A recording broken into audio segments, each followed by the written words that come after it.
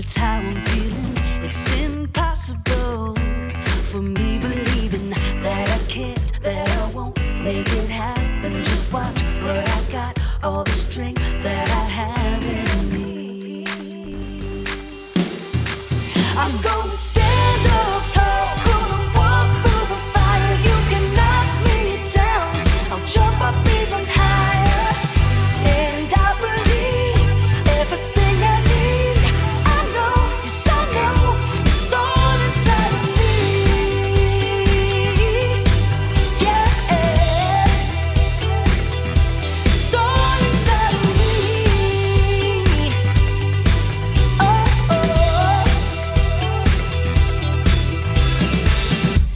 Exceptional is what I'm bringing.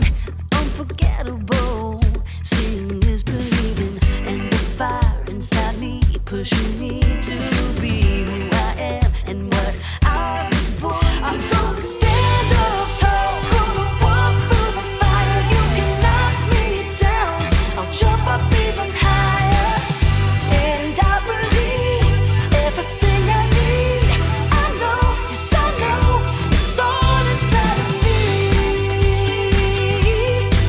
Yeah, it's all inside of me.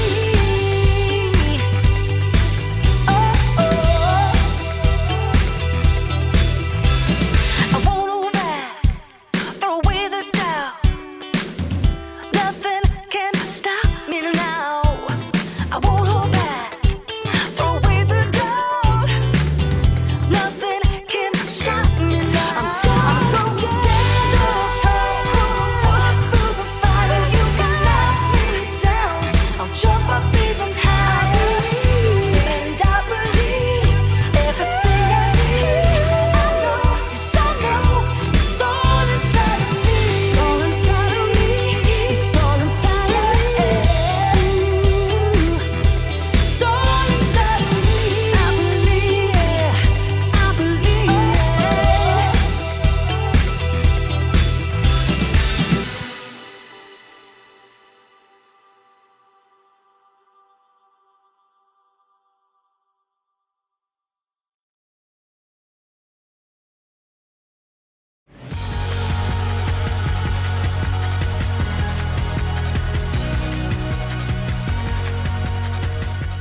You're the best around. Not gonna feel too good to do. Hey everybody, my name is Graham, and today I'm following in the groundbreaking footsteps of my ancestors. I'm making a mixtape. You see, back in olden times, when someone wanted to listen to music, they needed one of these cassette tapes. And if you were fortunate enough to have one of these dual cassette recorders with high-speed dubbing, you could put up to 90 minutes of your favorite songs onto one rad mixtape. I'm making this mixtape for my friend Erica, who's been running a lot of 5Ks lately. The Eye of the Tiger. And I'm only picking super encouraging songs. That way, Erica will have confidence. Confidence is learning to see yourself the way God sees you. Now, I know what you're thinking. Wouldn't it be simpler just to make a playlist that Erica could listen to on her phone? Maybe, but this is all a part of the plan. My plan is to give this mixtape to Erica so she can listen to it while she's running. She probably doesn't have a tape player, so she'll borrow mine. And if she carries this thing around with her everywhere, she'll build up arm strength. Oh, I didn't say it was a good plan. Oh man, another one bites the dust. Sometimes plans don't work out the way you expect. But as you'll see in today's story, sometimes there's a bigger and better plan. Oh. Gotta switch to side 2, I guess. How did people even survive back then? The Bible. It's 66 books of history, stories, letters, and poetry that fit together to form God's one big story. The epic adventure of how He created us and loves us so much that He made a way to rescue us. As we travel through the Bible, from Genesis to Revelation, we discover people who met God and found their lives changed forever. Now, for an amazing story. Inspired by the book of Joshua, chapters 5 and 6. For 40 years, God's people wandered the desert. At last, they reached the land that God had promised them. Joshua led them to the edge of the rushing Jordan River. The priests will carry the ark of the Lord. The ark was a beautiful chest that reminded the Israelites that God was with them. As soon as the priests step into the Jordan, it will stop flowing. Sure enough, as soon as the foot of the first priest touched the edge of the river, the waters parted. God's people crossed on dry land, just as God had led them through the Red Sea 40 years before. God did this so that all the nations on earth would know that He is powerful. Soon after, the Amorites and Canaanites living in the land had heard what God had done. Fearful, they retreated back to their towns, including the high-walled city of Jericho. Oh, great. Like, how do we fight them now? God will show us the way. That evening, Joshua left camp and snuck toward Jericho. The walls loomed impossibly strong. So tall.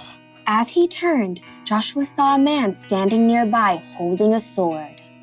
Who are you? Are you on our side or the side of our enemies? I have come as the commander of the Lord's army. Joshua knelt down, face to the ground.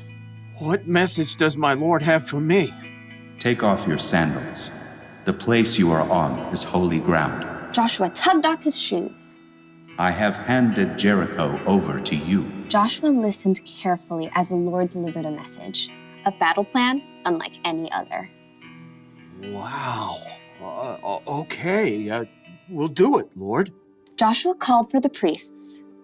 Get the Ark of the Covenant, and I need 7 of you to march in front of the Ark with trumpets. Sorry, just warming up. Joshua gathered the army too. Time to move out. Like, do we get to attack now? March around the city. Just, like, go in circles?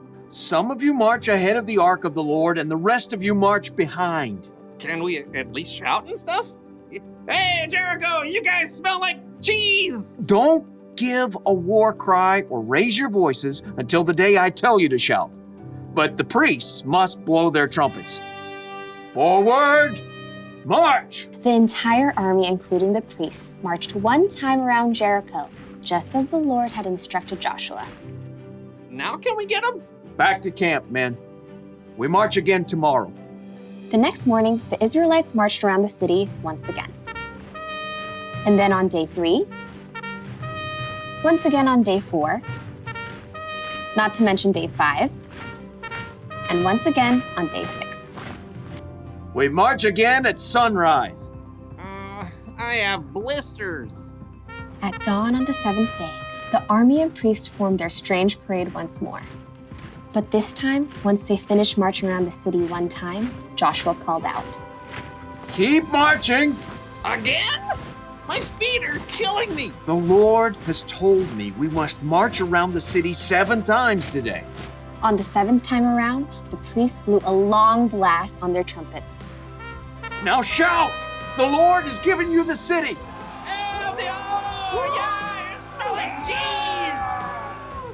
As the shouts of the Israelites rang out in the clear morning air, something incredible happened. The massive walls of Jericho began to tremble. The gates shivered and quaked. Jagged cracks ran through the heavy stones. Rocks began to tumble from the tops of the walls. Little rocks, large stones, giant boulders, until at last the walls collapsed, crashing in on themselves. The ground quaked, and plumes of dust burst into the air. As the air cleared, the Israelites stared in amazement. The city of Jericho stood wide open. Take the city! With nothing standing in their way, the Israelites charged right in. That day, they completely defeated the city of Jericho. God was with Joshua, and he became well known everywhere in the land.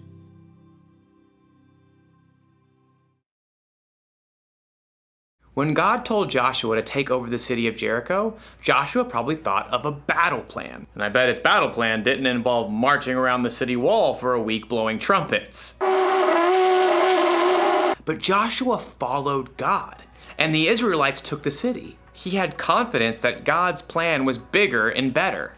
And that's not the only time God proved his plan was better. When Jesus, God's son, died on the cross, Jesus' disciples had to wonder, what is God thinking? Then in 3 days, when Jesus came back to life, it all became clear. God's plan is always better. The truth is, none of us know what the future holds. Your family might have to move out of the neighborhood or out of the state. You might get sick or break a bone. You might not get put on the team you tried out for. But when things don't go according to your plan, that's when you need to remind yourself, God's got you. You may not always know what God's plan is, but keep following him and have confidence that his plan is bigger and better. That's the one thing to remember today. God's plan is the best plan. My plan to make a mixtape for Erica is not the best plan.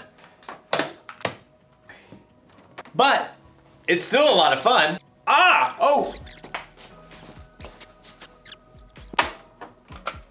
Oh no, it's unraveled. Oh wait, no worries. I've got an idea. Huh? Just like my ancestors. I'll see you next time.